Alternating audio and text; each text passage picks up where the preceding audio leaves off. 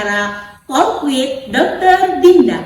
Tentunya di acara yang mengupas mengenai dunia kesehatan secara santai dan informatif. Saya Iis Nurfitriani selaku host dalam acara ini yang akan memandu jalannya acara hingga akhir. Dan saya Dr. Dinda. Hari ini kita akan membahas salah satu penyakit yang mungkin menjadi masalah kesehatan di Indonesia, yaitu TBC atau tuberkulosis.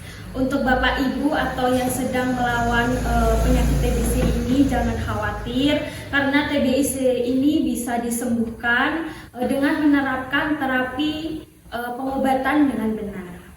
Hari ini kita sudah kedatangan tamu yang sangat istimewa loh dok. Beliau sudah berjuang melawan TBC selama 6 bulan dan berhasil sembuh. Selamat datang Bu Angel, terima kasih sudah hadir dan membagi pengalamannya inspiratif tentang perjuangannya untuk melawan penyakit TBC. Silakan Bu Angel untuk memperkenalkan diri. Baik, sebelumnya terima kasih kepada Ibu Dinda dan juga Ibu Iis. Saya sangat senang sekali bisa berbagi pengalaman saya di sini.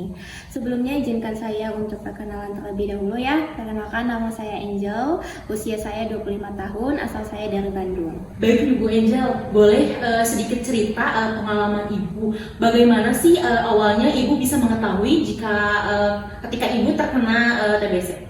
Baik, saya cerita ya bagaimana awal perjalanan saya didiagnosis sebagai penderita TBC. Jadi gejala awalnya itu saya menderita batuk yang terus menerus, tidak kunjung sembuh-sembuh. Kemudian badan saya juga cepat lelah, BB saya juga turun, dan kemudian saya pergi ke puskesmas untuk cek dahak dan didiagnosis sebagai TBC. Lalu Bu Angel ini menjalani terapi selama 6 bulan ya? Apa sih tantangan terbesarnya? Baik, memang betul sekali. Saya sudah menjalani terapi selama 6 bulan. Ya, tantangan terberat saya itu memang mengalami jenuh karena minum obat yang terus-menerus. Kadang lupa, kadang pusing, mual. Tapi tenang saja, saya sudah didampingi oleh apoteker dan juga dokter yang membantu menangani saya. Hari ini juga kita kedatangan dokter yang menangani Ibu Angel, yaitu dokter spesialis paru, Dr. Rahel, dan apoteker Salpia.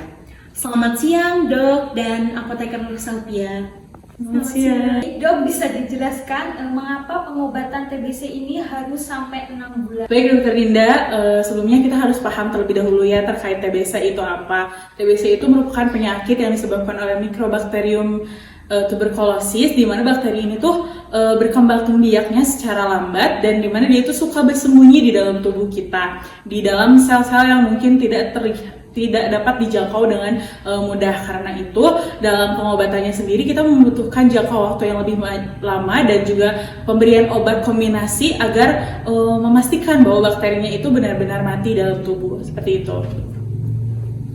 Baik, apoteker Salvia, boleh dijelasin obat apa aja yang biasanya atau umum digunakan untuk pengobatan TBC ini? Jadi untuk terapi TBC sendiri biasanya itu sudah terbentuk dalam kit yang isinya itu ada rifampicin, isoniazid, ethambutol, dan pyrazinamide. Nah, biasanya itu pengobatannya dilakukan selama 2 bulan pertama di fase awal, dan kemudian 4 bulan terakhirnya itu akan dilanjutkan dengan kombinasi rifampicin dan isoniazid. Dan karena sudah terbentuk kombinasi, jadi pasien itu meminum dengan 1 tablet yang telah terkombinasi.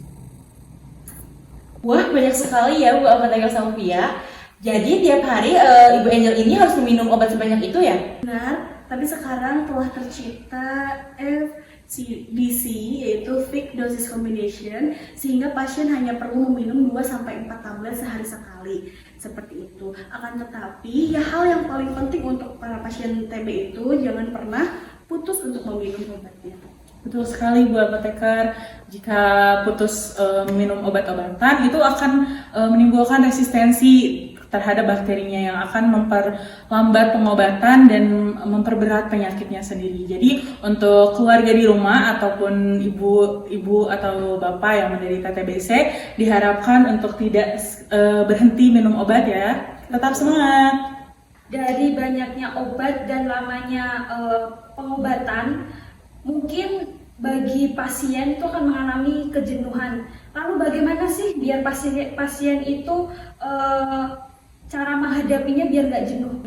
Jadi untuk mengatasi masalah tersebut, kami biasanya melakukan konseling untuk memotivasi pasien, juga memberikan edukasi dan pemantauan klinisnya secara berkala, serta tentunya ada dukungan dari keluarga. Dan kami juga selalu menekankan bahwa pasien TBC itu bisa disembuhkan jika pasien bisa sabar dan selalu meminum obat dengan benar.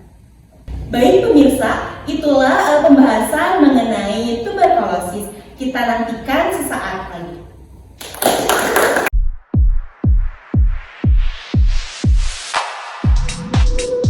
Hari ini di media sosial sedang ramai diperbincangkan bahwa Bill Gates akan mendanai uji coba vaksin TBC di Indonesia. Banyak sekali masyarakat yang antusias, akan tetapi tidak sedikit masyarakat yang khawatir akan hal ini. Berita ini mengundang pro dan kontra di media sosial, bisa dilihat di layar kaca berikut. Banyak masyarakat Indonesia yang kontra dalam berita ini. Apakah kita akan menjadi hewan percobaan? Baik, kita akan membahas secara lebih lanjut bersama para ahli. Dok, seperti yang sudah ramai diperbincangkan, bagaimana sih proses pembuatan uji coba vaksin TBC? Nah, ini juga yang menjadi PR bagi kita. Sepertinya masyarakat kita belum memahami bagaimana proses pembuatan vaksin secara lengkap. Nah, sebenarnya proses pembuatan vaksin itu melalui proses panjang dan ketat. Sebelum vaksin diuji coba terhadap manusia, vaksin sebelumnya telah melalui serangkaian proses yang panjang, yaitu dengan melalui uji laboratorium dan uji terhadap hewan. Baru setelah terbukti efektivitasnya, maka vaksin akan dilakukan pengujian klinis terhadap manusia yang melalui 3 fase. Yang fase pertama adalah uji coba keamanan terhadap kelompok kecil orang yang sehat. Kemudian fase kedua adalah uji efektivitas dan untuk menilai efek samping. Kemudian fase yang ketiga adalah untuk uji efektivitas dan keamanan dalam jumlah besar, termasuk populasi target seperti di Indonesia. Semua tahapan ini diawasi dan tentu saja melalui badan regulasi seperti BPOM dan Komisi Etik. Betul. Kemudian pemberian vaksin juga tidak sembarangan karena peserta uji telah dijelaskan mengenai resiko dan manfaatnya. Kemudian mereka juga telah menandatangani inform consent yang tentunya telah dipantau ketat oleh semua lembaga. Lalu kenapa Indonesia dipilih? Karena kita ini masih memiliki angka TBC yang sangat tinggi. Seperti yang kita ketahui, kita adalah peringkat kedua di dunia. Maka vaksin ini perlu diuji di negara yang memang terdampak agar kita bisa dapat mengetahui efektivitas sebenarnya. Jadi, bukan karena Indonesia sebagai kelinci percobaan, Pak? Sama sekali bukan. Kita justru berperan aktif dalam riset untuk menyelamatkan jutaan jiwa di masa depan. Jika terbukti efektif, tentunya Indonesia menjadi negara pertama yang mendapatkan akses vaksin TBC tersebut. Hari ini kita belajar tentang TBC yang bisa sembuh total jika diobati dengan baik dan benar dan disiplin. Kita juga belajar banyak wawasan tentang soal uji coba vaksin yang aman dan terkendali. Terima kasih kepada Dr. Rahel dan apoteker Sofia yang sudah berbagi ilmu dan inspirasi hari ini. Sampai jumpa di episode berikutnya hanya di